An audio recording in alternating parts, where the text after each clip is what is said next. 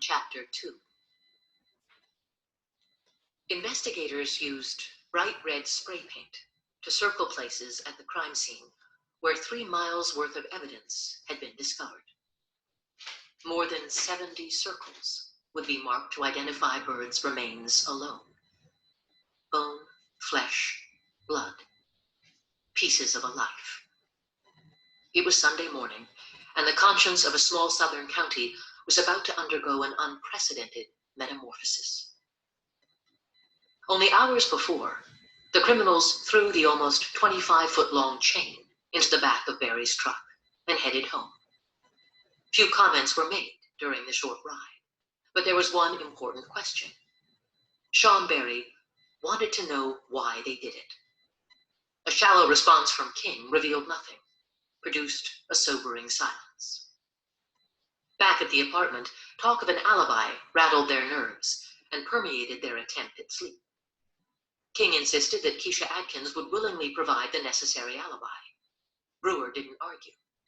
Instead, he looked in vain for some smokes. Brewer hobbled on his good foot, headed straight for the truck. But the Marlboro Reds had disappeared. Brewer touched the hefty chain to see if any stray cigarettes were entwined in the metal or lodged between the chain and the truck's rusty bed. Sometime after 5 a.m., King talked with Adkins on the phone. According to later testimony, she believed King was in a normal mood, except for the urgent immediacy of wanting to see her again. Barry tossed in a restless half-slumber on the couch. He couldn't help but think over and over how he should have gone straight to the police. Surely they would believe he had nothing to do with such a terrible crime. Barry's pro and con arguments were drowned out by an earlier thesis delivered by King. Being there makes you just as guilty. There was one person Barry thought to call for help. His uncle, Raymond Hobson, was a respected state trooper. Hobson would know what to do. Barry could tell him what happened, where to find the black man's body, and persuade Hobson that he had nothing to do with it. Barry didn't phone him right away.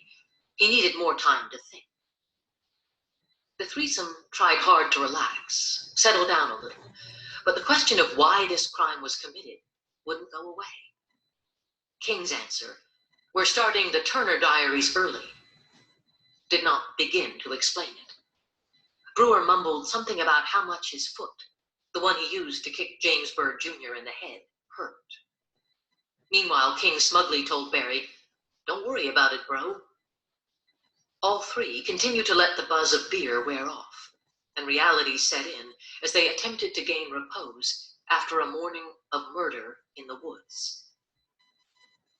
Like any movie theater, after a Saturday night crowd, Jasper's Twin Cinema needed cleaning up. The feature City of Angels had a pretty good turnout, including manager Sean Barry, his girlfriend Christy Marcontel, their baby son Montana, and King's girlfriend Kylie Greeny. After he managed to get a few hours of sleep, Barry was ready to prepare the Twin Cinema for its first Sunday matinee. Sometimes Brewer rode along to give Barry a hand. He was always promised money, but usually only got a pack of cigarettes. Not such a willing volunteer anymore, Brewer nonetheless went along that Sunday. King stayed behind. Upstairs, just over the theater, was a private room with a few amenities, including a stash of cold beer and a bed. Barry had had enough to drink and didn't bother to see if the small bed would inspire any better brand of sleep than King's couch. Slightly calmer, Brewer made do with a fresh supply of cigarettes. Wired, with a disheveled appearance, Barry had on the same clothes from Saturday night. Ralph Lauren jeans, polo boots, and a long-sleeved denim shirt. He had a lot on his mind. It never occurred to him to shower and change, even though his jeans had the faint scent of dried urine.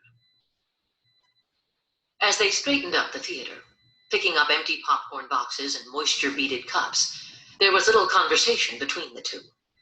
Barry's mind replayed the horrific scene from a few hours earlier.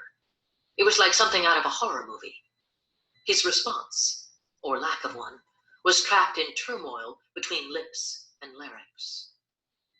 Barry decided to make the call to his Uncle Raymond, a veteran trooper in the Department of Public Safety, DPS. Barry desperately wanted to tell him what happened, how it all started, and to explain the fear that paralyzed him on Huff Creek Road. Instead, he lost his nerve and feigned morbid curiosity in the anonymous victim that everyone in the county was talking about over Sunday brunch. Hobson, puzzled at Barry's interest, answered his odd questions with the few sketchy details available. The brief conversation ended before Barry could fill in the blanks or ask for advice. King and his girlfriend arrived at the theater, waiting for Brewer to finish so they could leave together. Barry missed an opportunity to distance himself from two men who were already plotting out the rest of a leisurely Sunday afternoon. Instead of a dignified surrender to a trusted family member who might have walked him into the Jasper County Jail and encouraged him to aid authorities, Barry simply opted for a visit to a nearby car wash. It was time to get rid of incriminating evidence. Tools, beer bottles, and sanding blocks were all removed from the back of the truck. Most of the frame looked as if it was scrubbed ghost white or had a grimy film left by too many bad wax jobs. After the log chain was unraveled and laid flat on the ground, powerful blasts of water were jet sprayed by the wand to wash off any sand, prints, or blood. Once the items were returned to the truck, a coin or two started the car wash vacuum cleaner.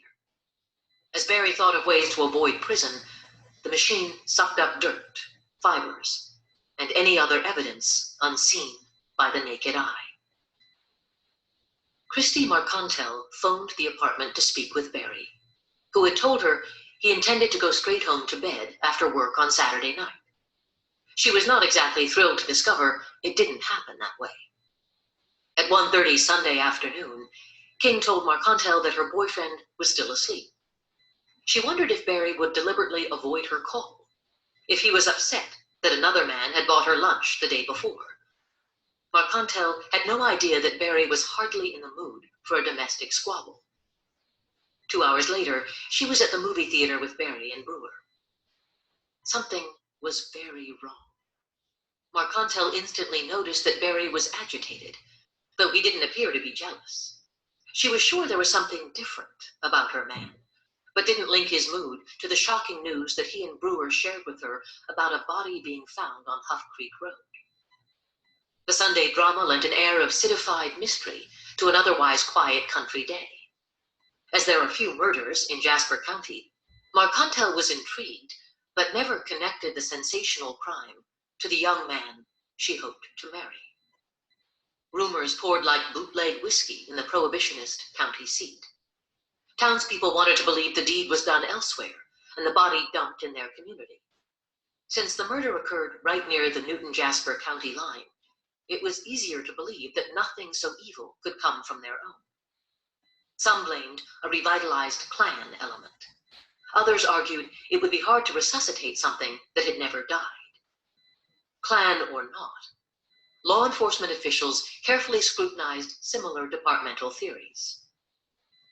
To avoid any suggestion of a compromised investigation, Sheriff Billy Rolls refused to allow anyone the chance to cite integrity issues concerning the collection and preservation of evidence.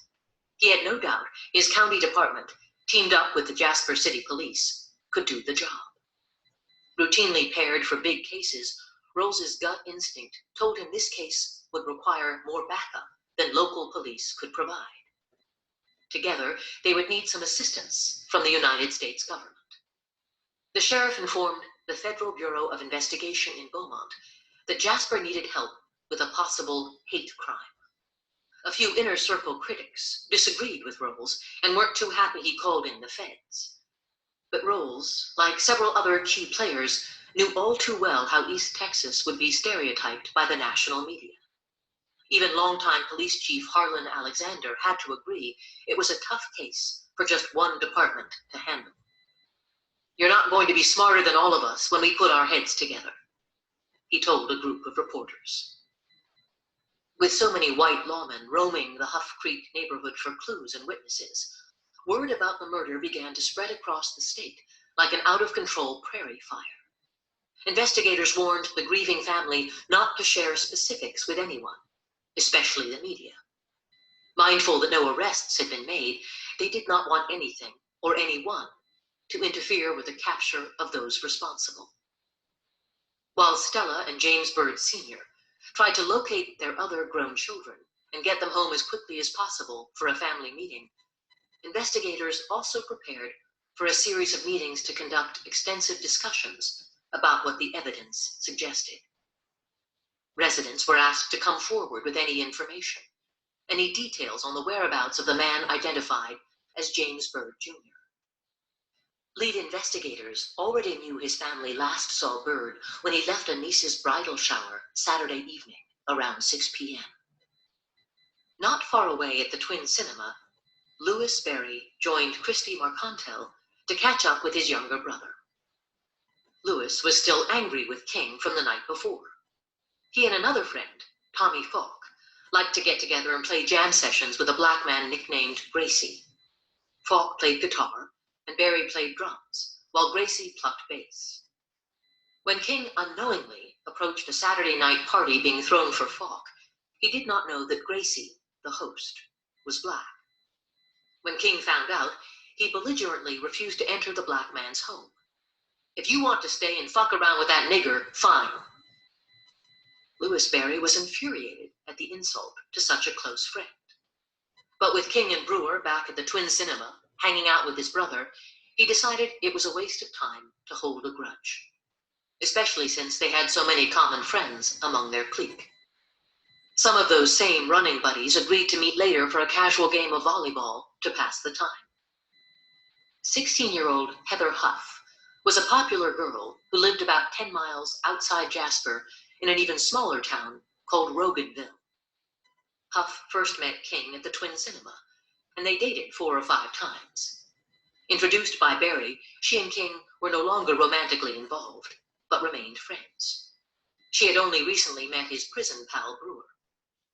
After sides were chosen, the friendly teams squared off to play volleyball. But not everyone was eager to join in. King bowed out of the game because of a sore, injured arm. Brewer had on sandals, and the big toe on his right foot looked awful. He turned to Huff. "Do you mind playing volleyball for me? I broke my toe last night." Huff looked down at the toe, which appeared swollen and blue. As everyone joked around before the game started, Huff could see some of the fleshy mural of tattoos on King's body. To her, King's defiant demeanor and bad boy behavior was no different than on any other day. King openly bragged about one of his tattoos. "See my little nigger man hanging from a tree?" Tommy Robinson, a senior investigator with the Jasper County Sheriff's Office, photographed the body of James Byrd Jr. The 25-year-old law enforcement veteran was keenly aware that some of his pictures would end up as vital documentation of the state's exhibits. He was selective, precise, and took his time, snapping crime scene evidence from every angle. Robinson took a picture of the dead man's dentures that just sat on the side of the road. There were other items in the human puzzle that also became part of the state's photo album. After Robinson pointed the camera toward a set of keys, already bagged as evidence, they were then taken to the victim's apartment. The keys fit Byrd's front door. Other lifeless objects almost seemed to speak. Robinson took pictures of a left shoe, a can of Fix-A-Flat, a long-necked beer bottle, a sports shirt, and a tire track. Robinson snapped a photo of a nut wrench with the word Berry scratched on it. First on the scene, Robinson arrived just minutes after a call from a Huff Creek resident. The unreal setting gave credence to an initial thought Robinson shared with Sheriff's Deputy Joe Sterling, that a large animal had been dragged. Another caller to the sheriff's office had described it as a hit and run. With gloves and delicate steps around evidence, Robinson continued to photograph the piney woods landscape. A week before the crime, Lewis Berry borrowed his brother's step-side truck and log chain to clear some trees. It was physical, lumberjack-style work on the other side of neighboring Woodville. King and Brewer needed money, so they agreed to help. The front left tire had been punctured when Berry rammed something pretty hard while they were in the woods. The tire, which had a slow leak, was changed for the shabby spare. Already beyond salvage, they decided the best insurance was a can of Fix-A-Flat, at least until a more dependable replacement could be found or purchased.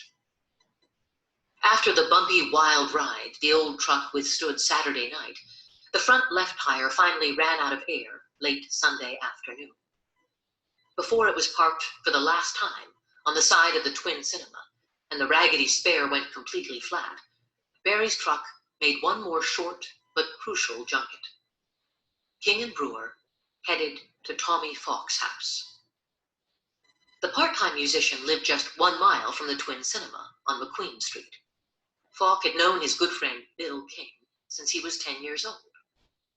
Thick woods behind his house and a huge hole provided the backdrop for years of playing paintball with the Berry brothers and King. Falk had seen King change drastically after his release from a 2-year stint in state prison. He didn't like blacks, and he didn't want to be around them. But even with the knowledge that King was a changed man, Falk could not completely sever the adolescent connection. Sometime after 5 p.m., Falk, a 25-year-old construction worker, arrived at his trailer home after a long and enjoyable day with his family. Falk was not back from the outing 30 minutes before King and Brewer arrived unannounced. They parked Berry's truck off to the side, which was unusual to Falk, as was their suspicious entry through his back door. Though he had known Brewer only a couple of weeks, he noticed there was also something amiss in his behavior. After 10 minutes, King and Brewer abruptly left. Neither told Falk that they had just used an old hole in his backyard, approximately 75 feet from the trailer's back door, to conceal with a big chunk of earth an unusual murder weapon. About 10 of Jasper County's best investigators settled in for a meeting with the sheriff, who was now certain it had been necessary to contact the FBI and seal off the crime scene area, which on a Sunday could encounter heavy foot and vehicular traffic. Shell-shocked officers began to discuss patterns of known felons or troublemakers. But this crime just didn't make any sense. It was too vicious and could not have been committed by anyone from Jasper. One contradictory piece of telling evidence: the work tool with Berry on it couldn't be ignored. In a town with fewer than 10,000 people, it wasn't a surprise that almost everyone in the meeting knew who the Berry brothers were, but no one could figure which might be capable of murder. An unidentified witness came forward and provided a major break in the case. He saw James Bird Jr. riding on the back of a step-side truck a few minutes after he had passed Bird staggering in the road drunk. He also told investigators that he was sure there were 3 white people riding in the cab of the truck. For obvious reasons, authorities did not release the name of their eyewitness. It would be stupid to take unnecessary chances while a murderer was still free. This man may have been the last innocent person to see the victim alive. He gave authorities a timeline to work with. They now knew Bird was alive for several hours after a relative's bridal shower, and they also had the grocery store video that provided a time for his final purchase. It clearly showed Bird leaving. Investigators continued to discuss possible suspects, but none of them seemed capable of this crime. In particular, they studied clues that might lead them to anyone who drove a step-side truck. An interesting set of names emerged, as well as the small apartment complex where several guys hung out, drank beer, and partied. One suspect was employed at the movie theater. As serious discussion about Sean Berry kicked into high gear, Berry himself proceeded with an artificially busy Sunday schedule. By the time King and Brewer returned from Falk's house, the raggedy spare tire spit out its last breath of air. After the gray pickup was parked on the side of the theater, Barry examined the truck and began to entertain possible options for a substitute tire. A few minutes later, about 6 p.m., theater employee Christina Smith showed up for work. Instantly, she noticed her boss's truck wasn't in its usual parking space, and that the front driver's side tire was missing. Smith was told Barry had gone to the Exxon station to have it repaired, or to buy another, because there was no spare. Barry returned with Christy Marcontel. They were in a white Grand Prix. Barry hopped out and quickly replaced the tire. Everyone waited to hear more news about the dead black man and whether the police had made any arrests. Barry described to Smith the nature of the crime. "That's pretty sick," he concluded. Smith did not say much. It was hard to focus on his provocative commentary about the method used to kill the victim. Her concentration was squarely aimed at Barry's wrinkled attire. He wore the exact same clothes from the night before, when they both worked. Smith denoted jumpy movements and gestures. Barry couldn't seem to sit still. He told Smith he had to run King and Brewer back to the Timbers apartments and then take care of some errands. Later, Barry returned alone. Then his roommates showed up again with King's girlfriend, Kylie Greene. It was a lot of back and forth, from the apartment to the movie theater to the car wash, from there to the apartment to the theater to play volleyball, to Tommy Fox and back to the theater, then to the apartment and theater again, and finally to Exxon and a return to the Twin Cinema with other stops in between. All the while, King, Brewer, and Barry ran around the heart of Jasper, investigators continued to discuss the fact that Barry happened to drive an older model step-side truck. Just after 8 p.m., Louis Barry was back at the Twin Cinema. He saw his brother in the lobby with King and Brewer. This time, a pretty girl named Courtney Miller was with the older Barry. They all stood around a few minutes to chat. Shortly after, King and Brewer left with Barry and Miller. All the hasty arrivals and departures made the theater parking lot seem more like a bus depot. It was a quandary to 17-year-old Christina Smith. She wondered why King was so uncharacteristically quiet, and why Barry was in such a constant rush to keep in motion. Barry suddenly announced he was hungry and wanted to get something to eat. Smith watched Barry leave. He never returned. Around 8:45 Sunday night, June 7th, Sean Barry was arrested. One of the most wanted men in Jasper history was quietly pulled over for an expired inspection sticker on his truck. Larry Douglas Pulliam, former local police officer, had recently become a DPS trooper. Like all the law enforcement officers in the area, he knew more than a few people who wanted to talk to the man whose scrawled last name on a set of work tools somehow connected him to one of the most heinous crimes in modern history. Pulliam also knew that a few of those people headed to Jasper were from the Federal Bureau of Investigation. Soon after he pulled Barry over on U.S. Highway 96, Pulliam discovered that Barry's driver's license had also expired, and that the young man could not produce proof of insurance. 3 strikes made it easier for the trooper to do his job.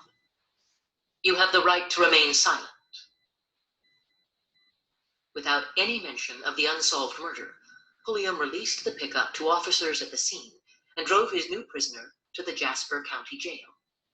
A handful of the officers arrived straight from their strategic evidence meeting. Barry did not contest the arrest, nor did he have any questions about why 6 officers appeared to help arrest someone accused of such petty offenses. Somewhere deep inside, Barry must have realized that 3 minor traffic infractions were the least of his worries. After Pulliam escorted Barry to the 1-story jail, Jasper County investigator Curtis Frame and a detective from the Jasper Police Department, Rich Ford, took possession of the truck. Before it was touched, Ford brought over a witness to see if he could identify the vehicle. Stephen Scott told Ford he believed it was the same truck he had already described from the night before, the same kind James Byrd Jr. was riding on. Ford and Frame first spoke to Barry at the jail. The suspect had little to say, even less to offer. The two men again read Barry his rights. He acknowledged full understanding. Without being coerced, Barry then freely granted Frame and Ford legal consent to search the truck. Frame immediately noticed what appeared to be blood spatters on the undercarriage of Barry's vehicle. Upon closer examination, he found that pieces of human flesh were actually lodged in the truck's side and chassis. The worst possible scenario came together like a bad dream. An astute graduate of the FBI Academy, Frame carefully collected sample after sample. Dirt and vegetation that strongly resembled the kind from the Huff Creek area were visible in places on the truck. Not all of the evidence, inside or out, was thoroughly cleaned up or buried. Frame continued to examine the old Ford from headlight to bumper. Inside the cab, gloved hands did not have to search long before Frame came across tools that matched those found at the crime scene. Both sets had the same unmistakable etching to identify the owner, Barry. When Frame considered mounting evidence against the frightened young man waiting inside the Jasper County Jail, it was hard to believe that Barry, a mostly petty offender who occasionally drank too much, could possibly be involved in what he could only assume was a reprehensible hate crime. Yet authorities realized the owner of the step-side truck, and now their prime suspect in this case, ran around with a known troublemaker who bragged about all the racist tattoos he got in prison. Before Frame and Ford confirmed that Barry had been living with John William King, the apartment on West Gibson was already under surveillance. Not long after Barry's arrest, officers prepared to question any of the roommates who lived there. They did not even make it to the outside staircase that led to the second-level apartment. King and Brewer had just emerged to make a run across the street to Walmart. Officers politely approached the two men and asked if they would voluntarily come in to answer a few questions. King and Brewer agreed. They made another request. Would it be possible to search the apartment? Consent was given. A suspiciously large quantity of presumably stolen meat was discovered. As night finally fell on one long day, all three suspects were reunited in separate cells as inmates in the Jasper County Jail. Authorities definitely knew King, a frequent burglar, by way of escalating reputation. But Brewer was a complete stranger. After a background check, they learned disturbing things about the town's visitor. The parole violator was from Sulphur Springs, Texas, and had arrived only 3 weeks prior to the murder. He and King appeared to have a lot more in common than either man did with Barry. Both served time in the Beto 1 unit of the Texas Department of Criminal Justice, and both were released in 1997. Beto is not a nice place. Most offenders are young men in their 20s. If new transfers from county jails cannot adjust to the gladiator unit, if they do not establish themselves immediately, these inmates will be viewed as weak. Ready to provide free training are tough, hardened Beto inmates, acting as a sort of welcoming committee. In some cases, they pay a visit in a matter of hours. If a new inmate does not fight, have protection, or choose sides, he might find Beto a hard place to survive. Beto is where King and Brewer first met, the place both men acquired their prison art, racist tattoos that at a glance indicate dangerous allegiances and warped beliefs. Around 11 p.m., Sheriff Billy Rolls called the Jasper County District Attorney to provide an update on the arrests and to let him know that the three men weren't cooperating. The county's chief prosecutor, Guy James Gray, rushed over to the jail to consult with Rolls about a simple strategy the two law enforcers had used in the past. As Frame and Ford continued to wear Barry down, Gray and Rolls discussed the case and the evidence, as well as which of the three men might be most willing to talk. It wasn't uncommon for multiple defendants about to be charged with the same crime to try to beat each other to a sweet deal. They knew the sheriff could only hold them on a possession of stolen goods charge. King's freezer, full of filet mignons and other goodies, matched a number of items lifted in a burglary of an upscale eatery on the edge of town. About the same time Patrick's was hit, an establishment just north of the restaurant, Solly's Package Store, was also burglarized. The thieves took several cases of beer. Authorities could legally detain the trio only on these less serious, unrelated charges. While Gray and Rolls watched through a one-way mirror, Frame patiently talked to his jittery young suspect. It was well after midnight. Barry was again advised of his rights. Frame battled fatigue and tried a new approach. He showed Barry some of what had been recovered from the crime scene. Like Frame, Ford knew that Barry would never confess unless he was sure they already knew what went down. Frame dangled what Barry instantly recognized as his own property, the work tools with his name carved on them. Barry's facial expressions betrayed him. Fidgety, he had trouble breathing and moved to the edge of his seat. Barry got the shakes all over again, so nervous he was about to burst. Then Frame showed Barry the cheap lighter with the KKK insignia and the word possum engraved on it. Through earlier interviews, Frame and Ford had already positively identified the person known by that nickname. Barry knew who the lighter belonged to as well, yet he remained silent about how the Zippo ended up at the crime scene less than 24 hours earlier. Since Frame and Ford could not obtain a confession or enough information to ascertain who did what out on Huff Creek Road, the exhausted investigators began to lose patience with Barry. As their voices rose and anger replaced endurance, the sheriff stepped in to suggest both men take a short break. It had been a long, grueling day. They first got the call just after 8 a.m. on Sunday morning. 16 hours later, they had 3 suspects in custody, but no confessions or charges. But one of the 3 seemed ready to break if investigators provided the first crack.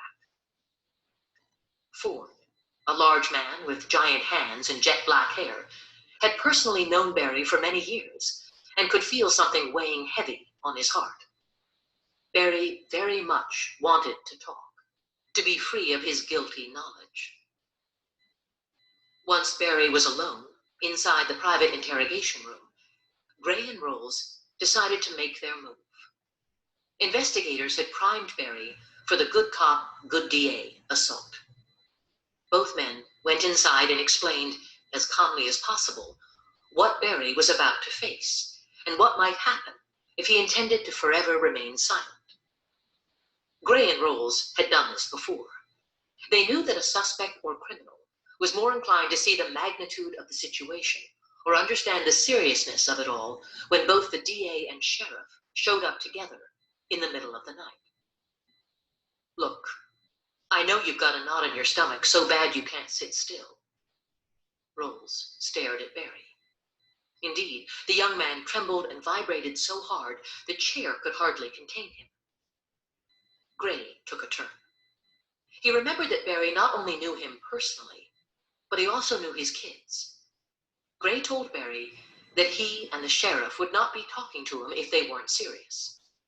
Then he reiterated the fact that neither he nor the sheriff could make any promises, but that if Barry told them what happened, the knot would probably go away.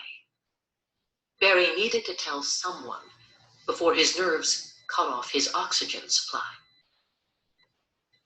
At first, Barry stuttered and stumbled, but he quickly found the equilibrium that helped him begin an official statement to the sheriff and DA of Jasper County.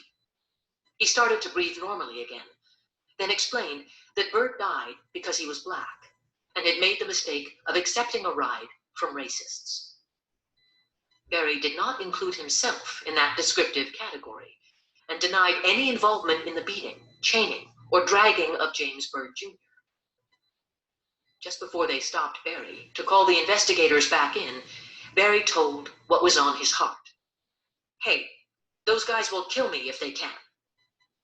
It took Gray and Rolls only about 15 minutes to obtain the flawed confession that would finally allow them to move forward. It certainly wasn't perfect, but it was now after 3 a.m., and this was the major break they needed. Barry was now ready to give a signed statement to investigators. Curtis Frame wrote as Barry talked. In his first statement, Barry began, "I had nothing to do with it whatsoever." He outlined his movements after getting off work Saturday night, right up to his arrest on Sunday. While Barry gave his version of events, King and Brewer remained steadfast in their claims of absolute non-involvement. By the time Barry finished, investigators had 7 separate statements on the record. Statements Barry made without an attorney present, and without promises or coercion.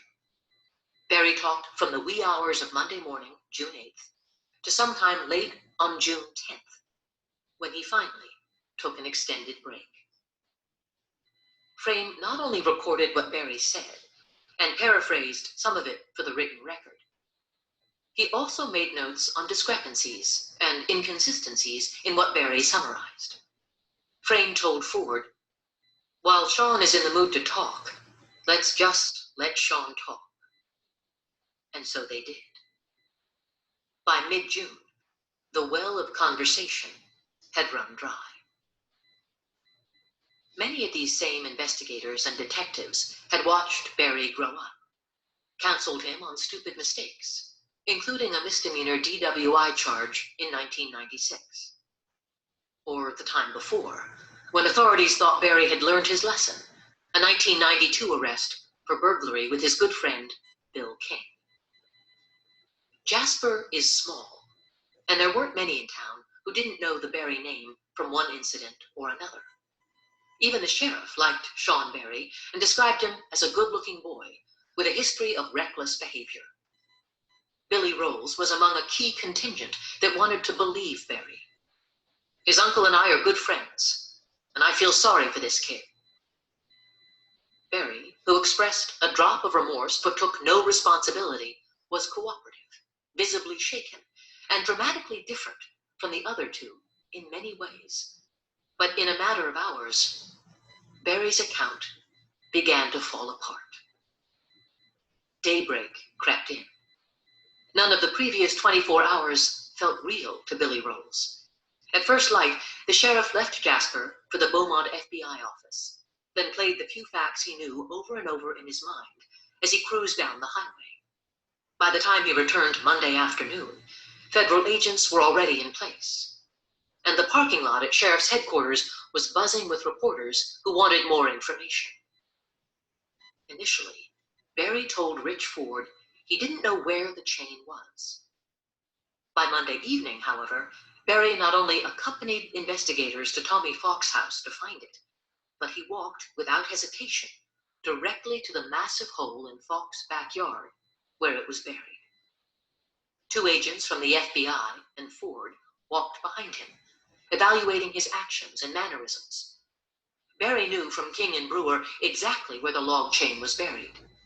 Investigators retrieved the accused man's property from a big depression in the ground, then escorted Barry back to jail. After Barry finished his last statement to authorities, he did not provide any more details or information about the crime. He was through talking.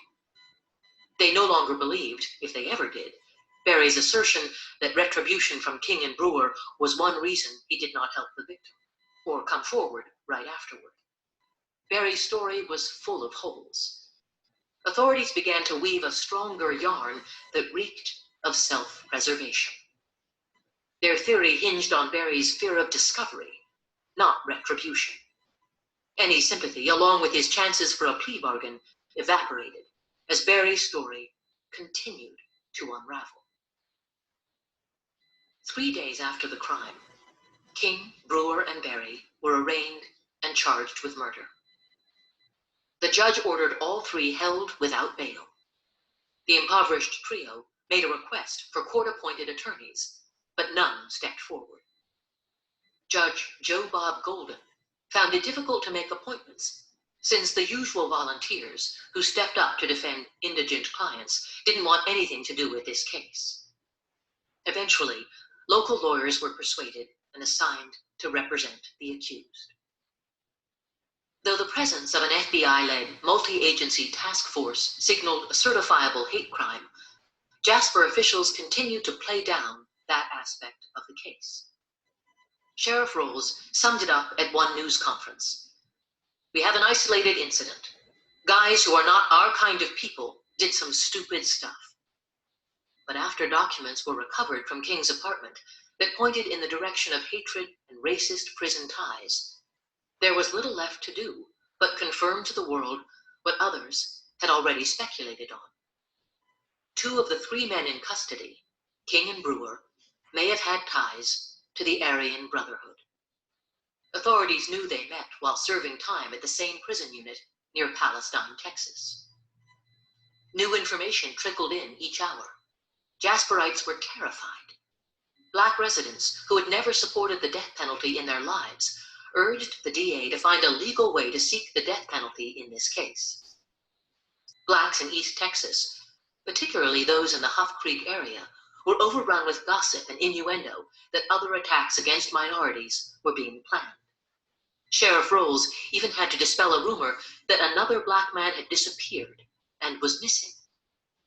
Concerned parents dreaded leaving their children at home alone, even to run errands or go to work. The crime threatened to tear the community apart. Black and white families in Jasper that had gotten along for generations were afraid and suspicious of each other. Usually, such skepticism was reserved for outsiders, but with two white boys from Jasper accused of committing a cowardly act of racial violence, many wondered who they could trust. Tension forced a few black residents to strap on weapons to protect their families from what they feared was imminent danger, or the KKK. Prosecutors worked through death threats, relentless questions from the media, and a large shadow from the U.S. Attorney's Office. If the DA had enough evidence to pursue capital charges without offering a deal to Sean Berry, it would mean charges under state jurisdiction instead of federal. Some worried that state charges might result in automatic maximum sentences of life. To go after the death penalty in state court, prosecutors would have to prove another felony was committed in the commission of the crime. A felony in the same league as kidnapping would be extremely difficult to prove. A witness had already placed Bird on the back of the truck, apparently riding as a guest of the three white men in the front. It did not sound like kidnapping.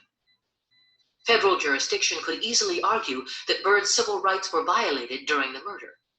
A textbook hate crime case because of what happened on Huff Creek Road.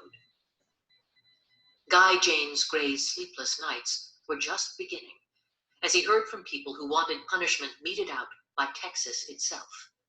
Those who would only be satisfied with Lone Star justice, capital punishment, more commonly referred to in Texas as the stainless steel ride. All waited to hear the next move from the small-town prosecutor.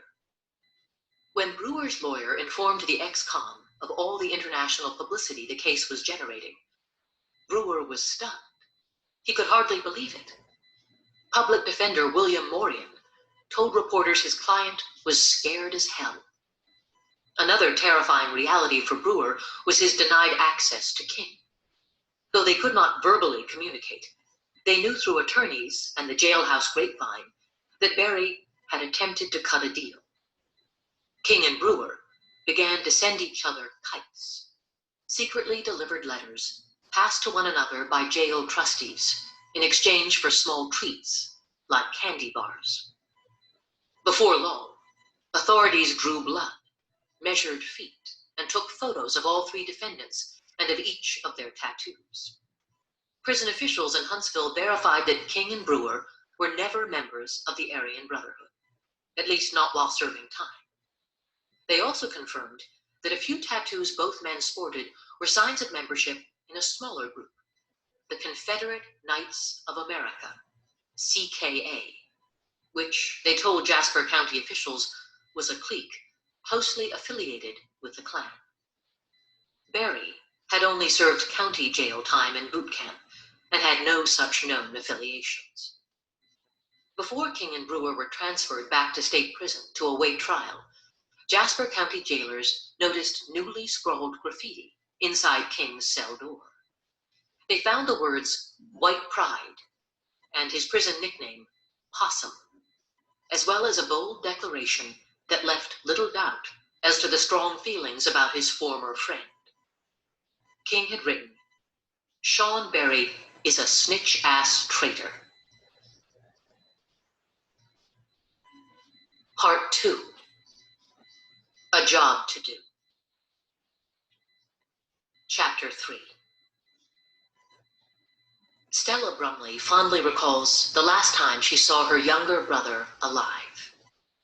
She was visiting her family in Jasper and was about to return home when James Byrd Jr. had placed his arm around her as he jokingly vowed to be on time for a planned Father's Day celebration at their parents' church.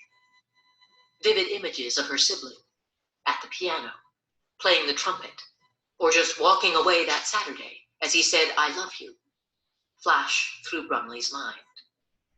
She can also hear the soulful baritone deliver his favorite and now befitting hymn, "Walk with me, Lord." After Byrd's only brother, Thurman, and his sister, Mary Barrett, match various colored ties to 5 or 6 different suits they will let his children consider for burial, they leave Son's apartment and head to the sheriff's office for an update. The grieving siblings assume the undertaker will dress their brother for burial. When Billy Rolls learns of their mission, he is forced to step in. Publicity-shy Thurman Byrd, just arrived from Dallas, asks Rolls about the extent of his brother's injuries. Rolls says, with tears in his eyes, "Please don't ask me, because then I'll have to tell you." At that moment, the extent of Byrd's suffering becomes clear. He will not need a suit. But the Byrd family tragedy is not theirs alone. An invasion of press corps ensure that their devastating news is broadcast throughout the world. CNN, Court TV, ABC, CBS, NBC, and Fox News all have national reporters at the scene. Others freelance for international operations. The Associated Press has dispatched several correspondents to cover any news on the defendants, family members, the town, rallies and protests, and Byrd's funeral. USA Today, Life, the New York Times, the Houston Chronicle, U.S. News and World Report, and many other world-renowned publications all have their best writers in town, those sensitive enough to tread lightly and still get the job done. Jesse Jackson arrives, genuine in his efforts to offer comfort to the Byrd family and townspeople. Before all the yellow ribbons for a peace rally go up, a string of dignitaries from every corner of the world offer their take on this senseless crime. Some Jasperites resent what they fear is meddling and stirring the pot. Others believe that a few elected officials and various leaders who make statements simply seek the media spotlight. In some cases, the barrage of cameras and microphones unknowingly serve as platforms for attention to causes totally unrelated to the crime, causes spawned by radical groups, money-making schemes, and ambitious political climbers. Only a handful of gestures appear genuine, including one from the commander-in-chief. President Clinton tells the rest of the nation that the slaying is shocking and outrageous. He also personally phones the Byrd family and speaks with the victim's parents and his 16-year-old daughter. During their 10-minute conversation, the president offers heartfelt sympathy to the family and tells them how sorry he is that the tragedy has claimed their loved one. His Attorney General, Janet Reno, promises that everything humanly possible will be done to bring the killers to justice. It gives the family hope amid a media circus rife with politicians and extremists. Another extended hand comes from an unlikely source. NBA's poster boy for rude behavior, Dennis Rodman, offers to pay for Byrd's funeral. The basketball player has several Texas connections, including a mother who lives in Dallas, and memories as a former player with the San Antonio Spurs. When Jesse Jackson informs Byrd family members of Rodman's wishes, they are deeply touched. Many applaud the usually flamboyant Rodman for his decision to keep a low profile. Though he does not attend the Saturday funeral, plenty of other luminaries join Jackson, including NAACP Chairman Kwesi Mfume, U.S. Senator Kay Bailey Hutchison, Transportation Secretary Rodney Slater, New York Minister Al Sharpton, Houston Mayor Lee Brown, and U.S. Representative Maxine Waters, chairwoman of the Congressional Black Caucus. Before her journey to Jasper, Waters was joined in Washington by several colleagues, including two respected representatives from Texas, Congresswomen Eddie Bernice Johnson and Sheila Jackson Lee. The trio of Black women stood proudly as fellow House members voted unanimously, 397-0, to adopt a resolution to send heartfelt condolences to the family. U.S. senators adopted a similar measure. James Byrd Jr., in death, has finally gotten his wish. Millions know his name, and Jasper's much heralded place on the international map of hate. At the service, a few flushed faces look as if they might faint from the oppressive heat. Hundreds squeeze into Greater New Bethel Baptist Church and an overflow fellowship hall. Across the street, an armed march quietly begins that has officials and residents holding their breath. A Dallas group adorned in indigo berets call themselves the New Black Panther Party. The white supremacist groups aren't far behind. Well-tended foliage at the Jasper City Cemetery offers little relief. Mourners try to stand in what little shade the trees have to offer. Others just outside the cemetery, on the street, reverently watch Byrd's coffin being lowered into the ground to the sound of sobs. Something is different. A subtle change, begun as a quiet gesture initiated by the Jasper Ministerial Alliance, inspired officials to tear down a wrought iron fence that since 1836 had kept segregation alive in the graveyard. Black dead were buried on one side of the fence and whites on the other. Byrd has broken a color barrier for the deceased. Unfortunately, the significance of the absent fence is lost on the outsiders jockeying for position and agitating largely for the sake of cameras. It will take more than iron to keep them apart. As an anchor at a Dallas-based affiliate of CBS Radio, the closest I come to the case was hearing graphic, first-hand accounts from shaken colleagues. For all of their shared and surreal information, I cannot feign gratitude. Nonetheless, the personal insight better prepares me for all the updates that must be written and reported. As a news anchor, part of my job is to provide crisp, 2-minute updates on a myriad of stories. Murders, plane crashes, bank robberies, political coups, kidnappings, and now, a dragging. Though Dallas is only 250 miles from Jasper, it might as well be thousands of miles away. Safe in my living room, I watch television in shame as the Piney Woods drama unfolds in a community that bills itself as the jewel of the forest.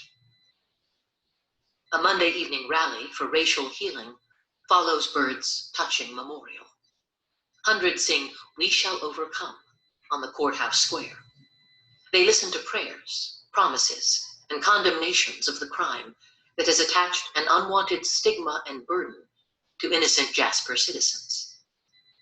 My heart goes out to them and to the Byrd family, but I feel tremendous relief that I will never have to step foot in such a place, one that is only 55 miles north of Vidor, Texas, renowned for Klan protests over a 1993 federal order designed to integrate an all-white public housing complex. Many now consider Vidor the Klan capital of the state. All over East Texas, history has left documented proof of those who do not don robes and pointed white hoods, but provide silent support of bigoted ideas just the same. During the remaining days of June, I watch as Jasper residents live under enormous pressure. The once serene timber town now rests squarely atop a powder keg, while outside agitators, primarily white supremacists and black militants, dance around with lit matches. Another factor that adds to the already explosive volatility is Texas's scorching hot weather, with temperatures that have already reached 100 degrees by mid-morning. The potentially dangerous combination of six-packs to cool the wrong heads, the sweltering weather, and fierce outside agitation only provides delight for those hell-bent on destruction. In a town where the mayor, the school superintendent, and the president of the Chamber of Commerce are black, citizens wait to see if the racial healing message will stand. Mayor R.C. Horn admits his frustration but adds, "I am doing my best to keep the city together and not let the hate spread." One rumor is confirmed. Bold neighbors show up to hold their much speculated on White Pride rally. The program features an imperial wizard of the Klan who is in Jasper to loudly denounce the senseless murder of James Byrd Jr. Turnout is disappointingly low for a joint-sponsored rally. Two small Klan factions, one based in Vidor, Knights of the White Camellia, use the opportunity to recruit. There are no long cafeteria-like tables full of hate literature, but several of the 20 or so Klanspeople hand out business cards so interested white patriots will know how to reach them or log on to their website. At the Democratic State Convention in San Antonio, Reverend Jesse Jackson cited the Klan's need for an audience and offered a suggestion for how residents should respond. People in Jasper ought to go fishing. It is hard to say if the advice can be credited for the rally's low attendance. There are no traffic jams or huge spectator crowds, with the exception of a large pack of news hounds. Cameras click and videotape rolls as journalists wait in the wings for a shot at the winner of a confrontation between 50 angry black men and the Klan. Militant groups from Houston and Dallas converge on the peaceful rally to monitor the situation and protect African American citizens. As Klansmen wave Confederate flags and hurl insults, a few militants try to storm through a barricade. They do not make it across. Others wait at the ready with what authorities can only assume are loaded shotguns and rifles on the edge of a cordoned-off downtown. Inside the 2-block radius, another attempt by the first group to reach scattered Klansmen forces a line of officers to shield their bodies, then brace for the rush. The black militants are turned away twice, and are twice as angry they cannot grab the whites, taunting, "This is Klan country," as they parade in front of the Jasper County Courthouse. Former Nation of Islam spokesman Khalid Muhammad tries to incite the small band of curious to join in. "We can run over the damn police. Who's with me?" No one in the crowd offers to act as backup. A retreat down the block is something of a relief to authorities, who nervously sweat in riot gear. With shouts of black power, the second group, kept away from the square because of their weapons, wait for Klan members to leave the protection of sheriff's deputies, Texas Rangers, police, and DPS troopers. As the white men in various colored robes file out, militant opponents finally seize their chance for face-to-face confrontation. When one Klansman attempts to drive away, his car is rocked by hands that would rather bounce him. Helmeted officers are forced to again separate black and white. The Klan makes a clean getaway. Michael Lowe, regional director for KKK operations in Texas, Mississippi, and Louisiana, sounded a little like Sean Berry the day before the rally in his statement to the media, calling the Byrd murder a tragedy. Lowe assured reporters, "We had nothing to do with it." Even with the very real threat of physical violence and all the inflammatory rhetoric before, during, and after the rally, the 2-hour showdown, amazingly, nets only one arrest. The nature of the crime and its aftermath make me all the more grateful that I will never be so near such explosive hatred. For the next few weeks, I do not even want to say the words on the air, but providing fresh details on what has come to be known as the dragging is part of my job. 2 months after I first learned the name James Byrd Jr., and just 5 minutes before the start of my shift on another extremely hot day, I am unceremoniously fired. After 9 years of numerous awards, I am nonchalantly informed that the Infinity CBS station, to which I have devoted heart and soul, will not renew my contract as an anchor. For weeks, all I can do is replay those last fabulous minutes as a news anchor. The reason I am fired is almost laughable. KVIL wants to target a younger audience. At the time, I was one of the youngest voices on the air. Instantly filled with doubt, rage, and insecurity, unanswerable questions sprint through my mind. How long will I be out of work? What did I do wrong? Why me? In addition to these and the normal thoughts of despair, there is something else that eats at me. The only news anchor of color on the air, I can't help but wonder if my termination was, in any way, racially motivated. My bosses deny the accusation and simply say, "Don't take it personal." But how can I not take it personally when my choice of a career is an integral part of my identity?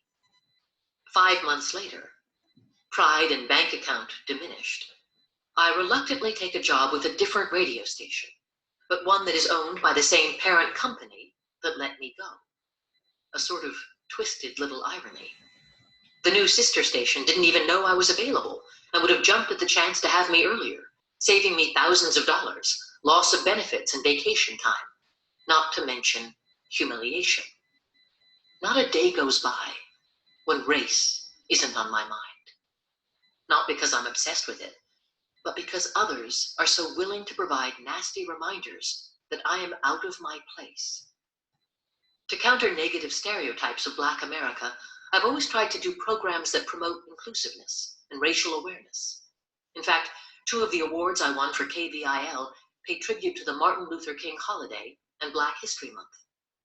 Both The Dream is Still Alive and Black History 101 surprised everyone with back-to-back awards from the Dallas Press Club in 1992 and 1993 in the competitive Best Documentary category. Media professionals and the companies they work for love the bragging rights that come with being honored with prestigious Katie Awards. Several school districts now use both winning programs as teaching tools. Though proud of the awards, I was just content to expose our mostly white listeners to something positive, a counterweight to the news stories they hear about how terrible life is in the Black community. Crime, drugs, teen pregnancy, unemployment, and a general lack of opportunity.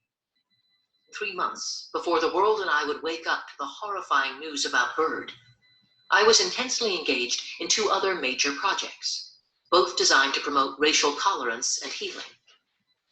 The first project, The Hockey Lesson, was centered on the Dallas Stars, the National Hockey League team that moved to town from Minnesota. After former hockey great Bob Gainey read a letter I wrote, the general manager invited me to the Dr. Pepper Star Center to present my vision to attract more Black fans to the games. A diehard hockey fan, and an even bigger Gainey fan, I wanted to see the league embrace the idea of ice rinks in more predominantly Black neighborhoods, so children can be introduced to the sport early, not be intimidated by it. The meeting and presentation were well received, and Gainey, who at that time had 5 Stanley Cup championship rings, set up a second meeting.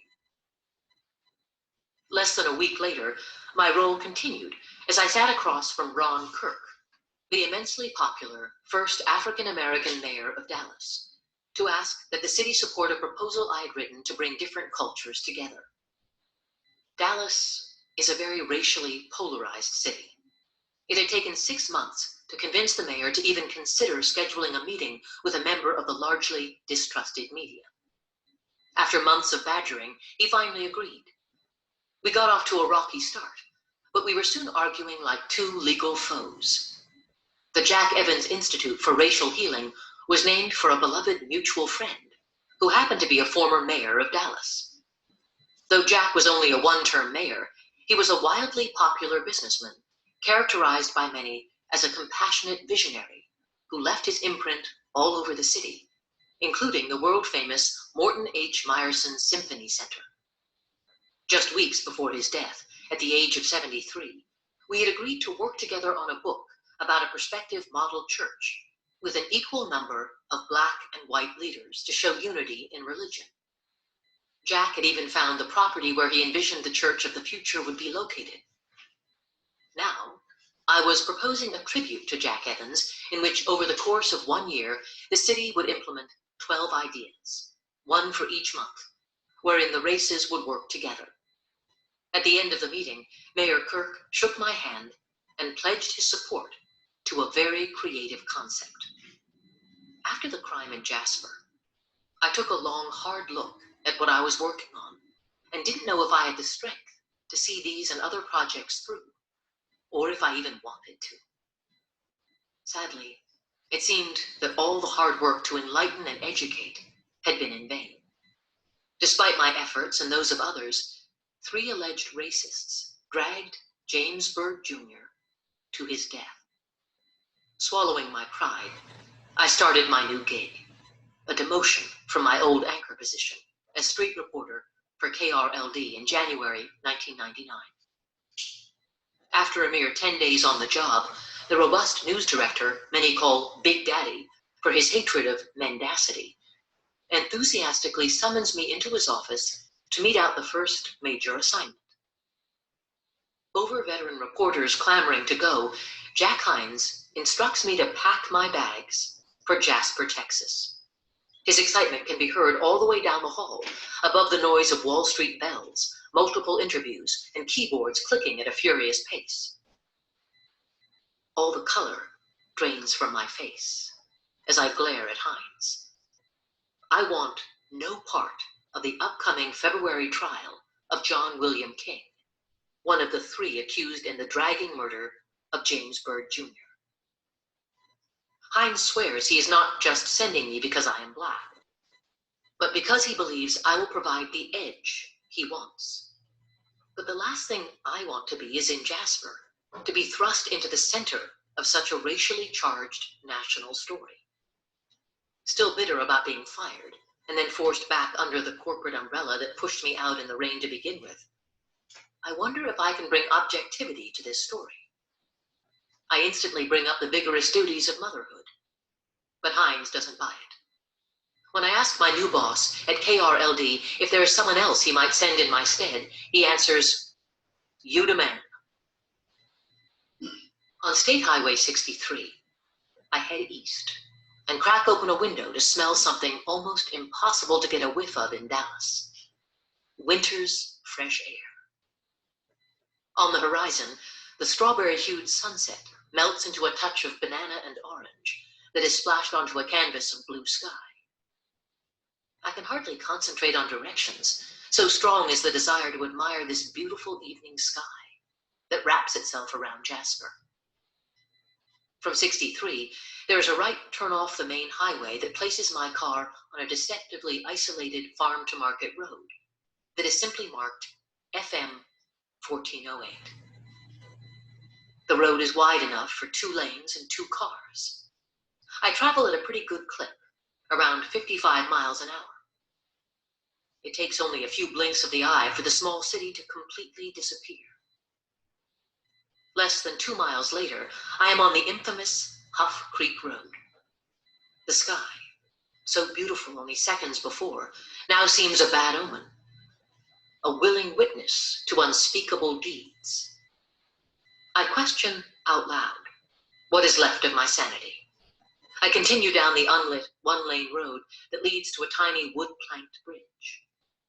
Just to the left of the wobbly bridge is an old, unmarked, heavily wooded logging road.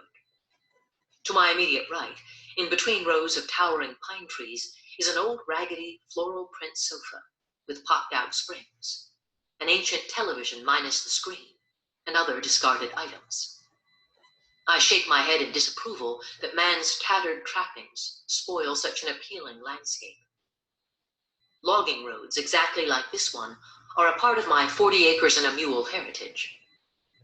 I just can't recall ever personally being on one, with the possible exception of a little dirt road relatives used as a shortcut to my Aunt T's house. These East Texas woods, kin for sure, remind me of those same Gloucester, Louisiana farm woods that still haunt me in crazy childish dreams.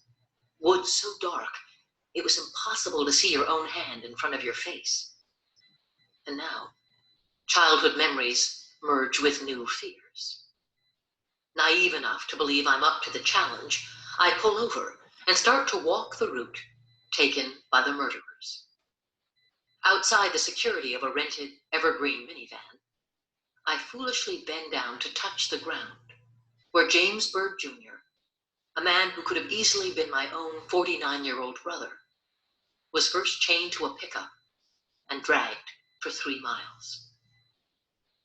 As I stand to thoroughly examine my surroundings, the wind howls a warning. When the wind rustles in the country, there are no tall buildings or sprawling suburbia to absorb its frightening whistle. I cannot help but hear it and know without doubt that it is time to leave. As if to confirm my instincts, a heavy darkness creeps in and leaves little light. Seconds later, the picturesque sunset is subsumed into earth. Thousands of Texas crickets dutifully begin the nightly chirp. Despite the dark, something beckons me to go ahead. Against my better instincts, I take 3 or 4 curious steps, then slowly get down on my knees to check out what appear to be dark stains on Huff Creek Road.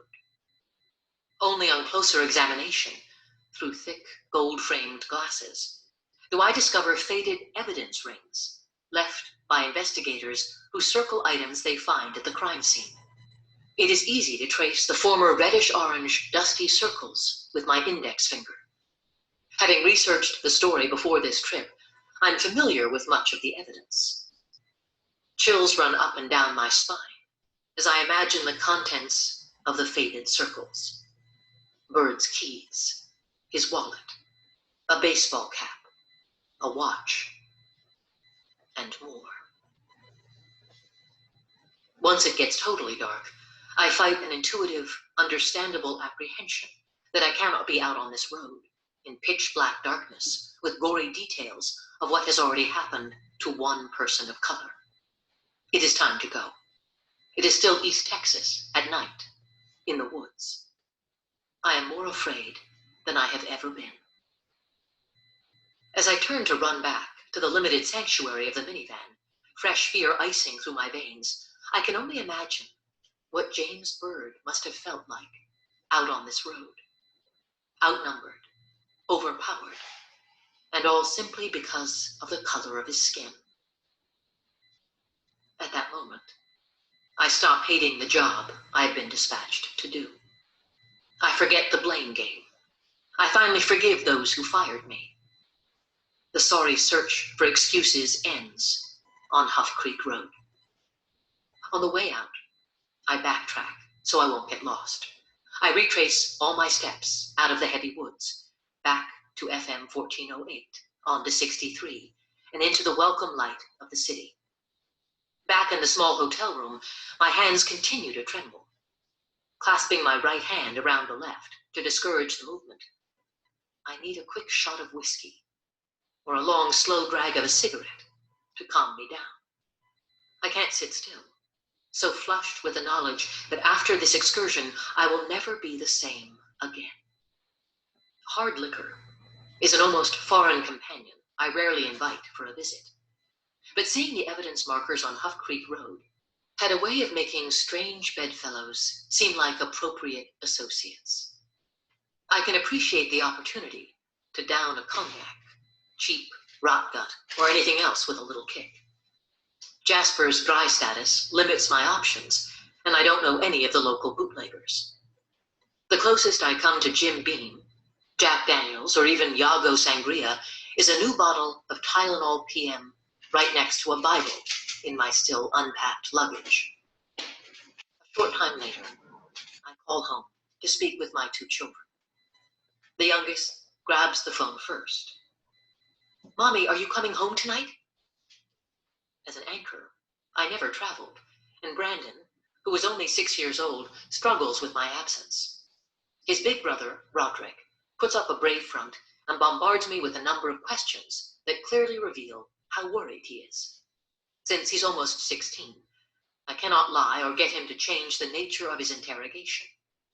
"Can you eat the food, or will they put poison in it?" He continues with a second flurry. "Don't watch any movies that will upset you, and hurry home." And then, "Are they all racists, Mom?" When my husband, Rod, finally gets his turn on the phone, he sounds weary. My guilt level instantly shoots up. I am not there to help Brandon adjust to all-day school and the challenges of first-grade life. One of his teachers sent home a note that Brandon is sullen and quiet and not sure if his mom will ever return. Rod does not want to tell, but I find out anyway that Brandon constantly asks for me and cries when he hears my voice on Dallas radio. The only way I can remain in Jasper is if my mother will hurry over from Shreveport, Louisiana, and hold down the fort. Luckily for the whole family, she agrees. Drained, I get off the phone and begin my Jasper journal, a spiral notebook I use to record my feelings about this case. I write for a long time, long enough to soothe frayed nerves. 2 Tylenol PM caplets can't hurt. Most nights they work like magic. In a few minutes, I'm usually in dreamland. But for tonight, I have to dismiss the notion of sleep and instead settle for simply turning off my brain. I'm nowhere near successful. Alternate images cloud my mind. On one side are the tear-stained faces of my babies. The other features James Byrd Jr. and his incredible hold on me. On the eve of the first trial, a chilly Monday afternoon, I prepare to do whatever is necessary to get inside the Jasper County Courthouse. But it's President's Day. The 100-year-old courthouse is locked up tight. I prowl around with fierce conviction, determined to find a way in. The only people present are 2 men who fiddle with some wiring on the roof just above the main door, and another man at the white gazebo, which resembles a covered carousel with a giant porch swing. I look up to stare at the 2 men on the roof, then back at the third, closer to me inside the gazebo. They work feverishly and don't even notice me. It takes a second, but I soon realize this is a last-minute security check. All the reporters have been hearing about the promise of airtight security for weeks and wonder how such a small town will pull it off. Set to call it a day, totally exasperated, I turn to head back to the Best Western. But out of my peripheral vision, I spot a welcome mat that wasn't there before. A welcome mat with my name on it. A thick piece of carpet rolled up to keep the front door propped open. Some careless maintenance man left it there, tired of using keys to enter and re-enter. I start to inch up the sidewalk, closer and closer to the cracked door. 4 steps later, I look over my right shoulder, all the while calculating the consequences of entering without the braking for the mad dash in. Once inside, I look back out one of the small glass slits on the top half of the front door. None of the busy workmen see me. I zip through the unsecured, obviously unplugged and brand new metal detector to revel in a successful covert mission. It is the first time I smile in Jasper. On the first floor, I laugh out loud, positive I've committed Jasper's first real breach of security. A faint echo laughs back. Before I can fully bask in the glow of the undetected moment, I am startled by a clink of activity from a side door. Down the long, spacious hallway, directly in front of me, is a tough-looking lawman in a huge white cowboy hat. He has a key, jiggles it in the lock, and then looks straight at me just a few feet away. I freeze. Unfortunately, it is too late to run. Our eyes lock. I search my feeble brain for something logical that will explain my peculiar presence in an otherwise locked-down situation. The tall, blue jean-clad stranger looks me over, first up, then down, like a nod of acknowledgement. As he approaches, I catch sight of what appears to be a very big gun. I do not blink or breathe. My own knees threaten to knock me over. The gun is not nearly as shiny as a huge badge pinned to this muscular chest, which leads to the natural and stereotypical assumption that I am face to face with a good old boy, some kind of plainclothes ranger. As he gets closer, I fully prepare to spew out the tried and proven "I'm a journalist" trump card speech. Suddenly, the unexpected happens. The heavily starched white shirt does a right flank, pulls out another key, and pushes his way into some office door. For several seconds, I am still too scared to move. I wait. When my heartbeat finally slows down a little, I slither up to the door to read the words, "District Attorney." Since he neither shoots nor arrests me, I prance up to the second floor to see, walk around, and sit in Judge Joe Bob Golden's courtroom. Double doors lead to the same legal arena that will boast standing room only in a matter of hours. After a quick prayer, I take a few notes, look at old black and white photos that line the wall, all white people, and touch as many objects as possible, all the while keeping a check over my shoulder to make sure I am still alone. It feels strange to do so, but I sit at both prosecution and defense tables to boldly point a finger at the opposition. In my heart, I know it is the last time I will find peace in this space. As I stand to stretch, my eye catches long-stemmed ceiling fans that, though not present in the movie, remind me of the courtroom scenes in To Kill a Mockingbird. I fantasize that they will churn each day that testimony is given, that they will cool the flame of collective anger without extinguishing the call for justice. I tiptoe back down the sturdy staircase to look for the man who disappeared into the district attorney's office. Noting the coast is clear, I run out of the Jasper County Courthouse as fast as I can. A few hours later, at the first official media briefing on the courthouse lawn, I encounter the same man again. I look at him to gauge any indication that he might recognize me from earlier. There is nothing. He shows no outward clue and checks me out with the same casual, suspicious look he gives all the other reporters. Guy James Gray, the district attorney, makes the introductions and promises to answer all questions and tell reporters county rules. When he gets to the tough-looking white man with a perfectly shaped, balding head and piercing blue eyes, I learn that the man I've privately nicknamed Wyatt Earp is actually the assistant DA, Pat Hardy. After the media briefing ends, dozens of reporters are lined up with cameras to get live shots and tape with Guy James Gray and Pat Hardy.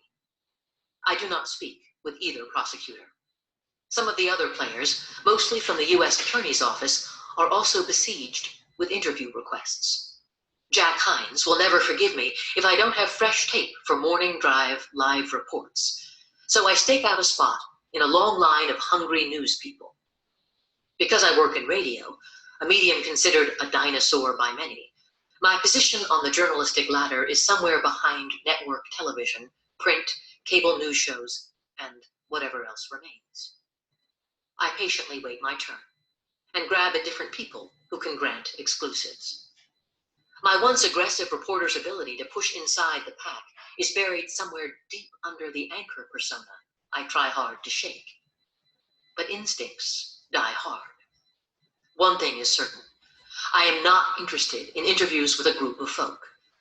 I am determined to snag a one-on-one. As the sheriff takes a quick break between live television shots with 6 o'clock news reporters from around the state, I lean over and whisper, "Have time to talk with me when you finish?" The sheer subtlety catches him off guard. He assumes a pleasant expression to mask his fatigue. "Yes, ma'am." 53-year-old Billy Rolls sits with me in the crisp evening shade on a black trim courthouse bench. He's dressed in his customary Texas-sized white hat, boots, and Wrangler jeans, with a plump, wrinkled jaw full of chewing tobacco. We sit more like two old friends instead of sheriff and journalist. As it slowly gets darker, it also gets nippier. It's February, after all. I button my lightweight jacket, turn to Rolls, and stick a big microphone in his face. What would you like the outcome of this case to be? There is an uncomfortably long pause between us. Then Rolls thinks a minute more, with hands warm in both pockets, careful of his answer. Justice for the blacks and the whites. I do not ask the obvious. Still, he can read it all over my face. Is that possible here in the New South? When the sheriff slowly speaks about what happened to James Byrd Jr., he has real tears in his eyes. Rolls is so pained when he talks about justice and punishing these boys with the full force of the law, it catches me off guard. It is also a surprise that Rolls is genuinely interested in who I am and where I live. He wants to make himself available to answer questions. His friendliness and likable personality make me deeply uncomfortable. For Rolls is the physical image of everything in a small-town Southern sheriff I am taught to avoid and pacify. Yet he is nothing like the racist lawman who once carried a 12-year-old girl and her entire family to a smelly old East Texas jail on a bogus traffic violation. I remember that girl was me when I questioned the sheriff. In this interview, Rolls comes across as a kind, fair, magnanimous man, one I sincerely like. It bothers me, goes against everything I was taught as a child of the Jim Crow South. As we continue our discussion, I discover that big chunks of his longest day on earth are completely missing from a sketchy memory. Have you purposely blocked parts out? I quiz. He frowns slightly. You know, that might explain why. And I have to be honest with you.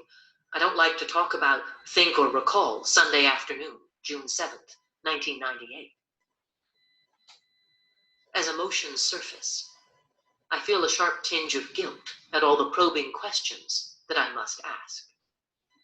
Rolls is finally able to speak of something he does remember from June 7th, a lingering memory that has become a 1,000-word picture in a string of frozen mental photos. Their stomach had a big hollow spot in it as soon as they saw me, because they knew something was very wrong, he says, referring to the Byrd family. Sadly accustomed to his duty, the delivery of devastating news to loved ones left behind, the sheriff is quick to explain. The most important thing you can do after you tell them is to stay. You don't leave. On Sunday, June 7th, 1998, Billy Rolls did more than follow his own best advice. As he wept along with heavy-hearted Byrd family members, the sheriff of Jasper County also offered a compassionate shoulder and a little reassurance. We're going to find out who did this.